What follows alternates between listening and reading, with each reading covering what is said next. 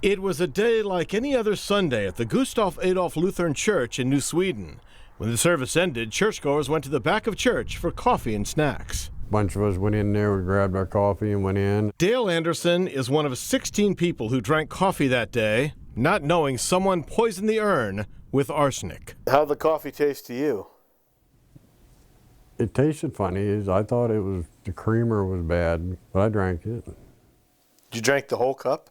Oh, yeah. Minutes later, he felt sick. His wife drove him home. We got home here, and I just started puking my guts out. He had no idea others were being rushed to the hospital in Caribou.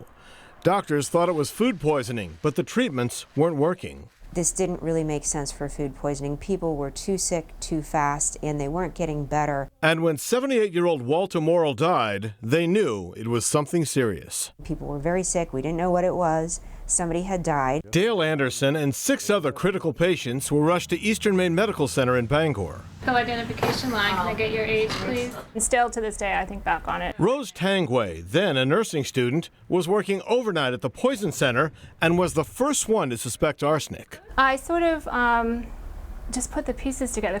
It narrowed it down to arsenic. That couldn't possibly be, could it? And we were all thinking, well, no, that couldn't be. How would that happen?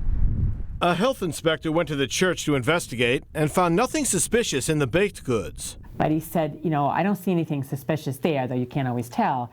But he said what's really odd is that people after church coffee, they always drink the coffee. And he said the wastebaskets are full of mostly full cups of coffee. Some people just took a sip of it and they didn't like the taste and they spit it out. A hospital nurse then figured out that everyone sick drank the coffee. Arsenic fit the picture because it tastes really bitter and it makes people sick fairly quickly. Dr. Dora Ann Mills was director of the Maine CDC at the time. She says after the 9/11 attack, they wanted every Maine hospital to have antidotes on hand. By a stroke of luck, the arsenic antidotes had just arrived in Portland. As state police rushed the food and coffee from the church to the Maine CDC for testing, the CDC rushed 2 arsenic antidotes to hospitals. But doctors were reluctant to give the antidote without knowing for certain it was arsenic, because if it wasn't arsenic, the antidote could cause serious harm. That's when the Maine CDC director stuck her neck out and told doctors to give them the antidote. And within just a matter of a handful of hours, everybody who had been exposed got this antidote, and I believe that saved a number of lives. Could have been a dozen people dead by then if we hadn't had that antidote in the state. Hours later, their suspicions were confirmed. It was Monday night before they figured out it was arsenic. There was no doubt that this was intentional because the amount of arsenic was astronomical. I had enough arsenic in me to kill 10 to 20 people.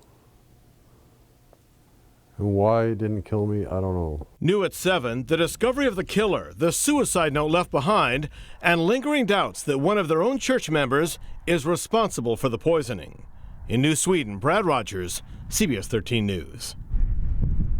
From the time they drank poisoned coffee from the same urn, it took more than 24 hours for the blood work in the Maine CDC to positively link arsenic to the 16 members of the Gustav Adolf Church in New Sweden. There was no doubt that this was intentional because the amount of arsenic was astronomical. Suspicions of something sinister circulated. But who would do such a thing?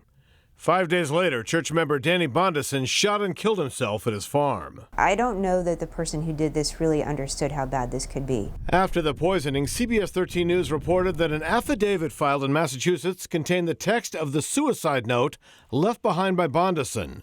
According to court papers, he wrote, "I acted alone. I acted alone." Somebody done something to him and he was going to try to You're going to do something to make some people sick. Does anybody remember seeing Danny Bondison at church that day? It seems like somebody said that they remembered him out in the back. Ed Marguson's son Eric was friends with Danny Bondison. He says his son drank the poisoned coffee and nearly died. Do you think Danny Bondison did this? I have no idea. I mean, I just can't imagine what would bring a person to do that. A state police investigation concluded Bondison acted alone, but several of the poisoned parishioners still believe others were involved. There's more to it than Danny. He maybe knew something about it, but I think there's more people out there. When he took his own life, he knew something, and he took it to the grave. Dick Ruggles lost his wife to the health problems she faced after the poisoning. Dale Anderson says he's still suffering. People keep saying, well, you get over it, you know, put it behind you. I can't. I feel it every day.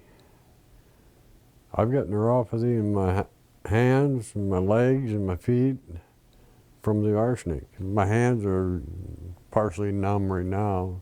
Still, he and other victims are grateful to the Poison Center and state officials for figuring out how they'd been poisoned and for rushing arsenic antidotes to the hospital, saving their lives. I'll never forget that night. You know, just mind-boggling. I'm glad I could help save a bunch of people. In New Sweden, Brad Rogers, CBS 13 News.